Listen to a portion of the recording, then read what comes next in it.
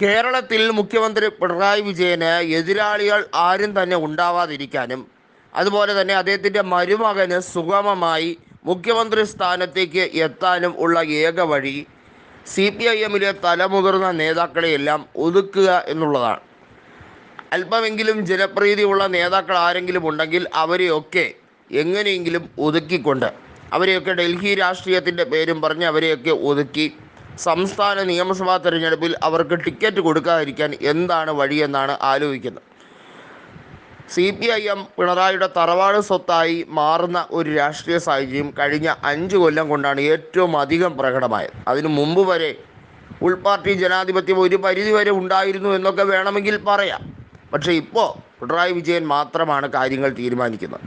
പിണറായി വിജയനും ഭാര്യ കമലയും അതുപോലെ തന്നെ മകൾ വീണ വിജയനും നടത്തുന്ന ഒരു കമ്പനി പ്രൈവറ്റ് ലിമിറ്റഡായി CPIM മാറിയോ എന്നുള്ളതിൽ സംശയമുണ്ട്.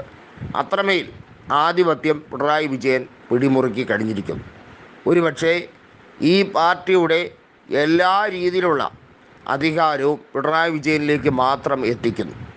അതുമാത്രമല്ല, പിണറായി വിജയന് എന്തെങ്കിലും രീതിയിലുള്ള ബുദ്ധിമുട്ട് ലാവ്ലിൻ കേസുമായോ അല്ലെങ്കിൽ മറ്റ് അന്വേഷണങ്ങൾ അദ്ദേഹത്തിൻ്റെ നേർക്കോ എത്താതിരിക്കാം. ഉദാഹരണത്തിന് അദ്ദേഹത്തിൻ്റെ മകളുടെ വിഷയം, എക്സാലോജിക്കുമായി ബന്ധപ്പെട്ട വിഷയം, അത്തരത്തിലേക്കുള്ള അന്വേഷണം, കള്ളക്കടത്ത് വിഷയവുമായി ബന്ധപ്പെട്ട അദ്ദേഹത്തിൻ്റെ ഓഫീസ് കേന്ദ്രീകരിച്ച് നടത്തിയ അന്വേഷണവുമായി ബന്ധപ്പെട്ടതിൻ്റെ തുടർക്കഥ, ഇത്തരത്തിൽ എന്തുമാകാം.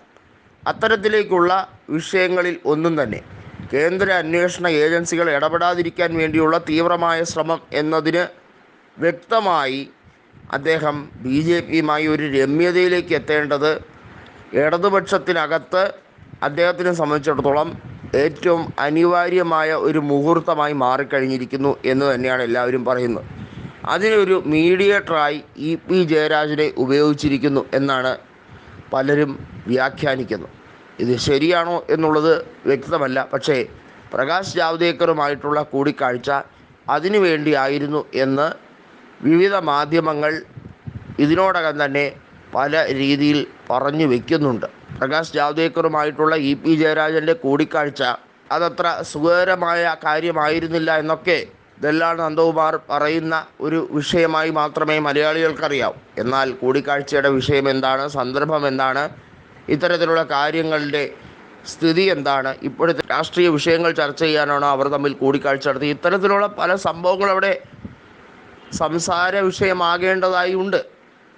ഏതായാലും EP ജയരാജൻ നേരത്തെ തന്നെ BJPയുമായി നല്ല രീതിയിൽ അടുപ്പം കാത്തു സൂക്ഷിക്കുന്ന ഒരു വ്യക്തിയാണ് എന്നുള്ള കാര്യത്തിൽ ആർക്കും സംശയം വേണ്ട എന്നുള്ള കാര്യം തന്നെയാണ് രാഷ്ട്രീയ നിരീക്ഷകർ പറയുന്നത്.